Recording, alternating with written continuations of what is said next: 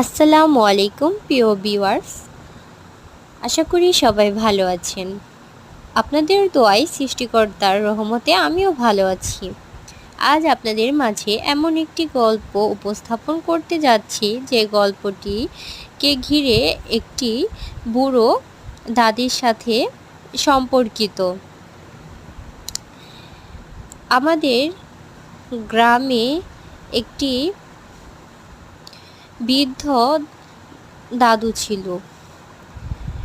দাদুটি অসুস্থ হলে মাঝে মাঝেই বলতো যে এবার হয়তো আর বেঁচে উঠতে পারবো না, পরপারে চলে যেতে হবে। তো এরকম বলতে বলতে সেই দাদু অসুস্থ হলে তার কাছে কেউ দেখার জন্য তাকে গেলে তখন সেই দাদুটা বলতো, দেখো আমি মারা যাবার পর তোমরা আমার কবরের পাশেই বসে থেকো, আমাকে পাহারা দিও।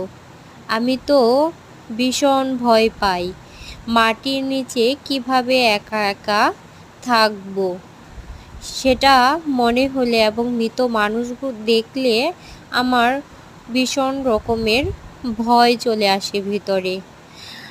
আর এজন্যই আমি বলছি, রাতে আমার কবরের পাশে অবশ্যই কেউ না কেউ বসে থেকো, আমাকে পাহারা দিও। আর তোমরা আমাকে পাহারা দিলে হয়তো আমি আর কবরের ভেতরে ভয় পাবো না।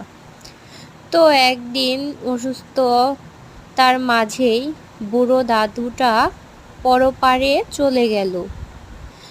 তো বুড়ো দাদুটার মৃত্যুর পর যখন তাকে কবর দেওয়া হলো, তার কিছুক্ষণ পরই কবরটির পাশে অনেকগুলো কুকুর চলে আসলো। আসলে মানুষ তাকে পাহারা না দিলেও সেই কুকুরগুলো তাকে পাহারা দিতে শুরু করলো। এমনইভাবে সে মারা যাবার 40 দিন পর্যন্ত কেটে গেল। সেই কুকুরগুলো রাতে দিনে সব সময় তার কবরের আশেপাশে ঘোরাঘুরি করত, কিন্তু কখনোই কবরের মাটি সরাতো না কিংবা কবরের কোনো ক্ষতি করতো না, তারা শুধু ঘুরতো। তো এই থেকেই প্রমাণ হলো যে কোনো মানুষ সত্যভাবে নিজের কোনো নিয়ত করলে সেটা আল্লাহ পূরণ করেন।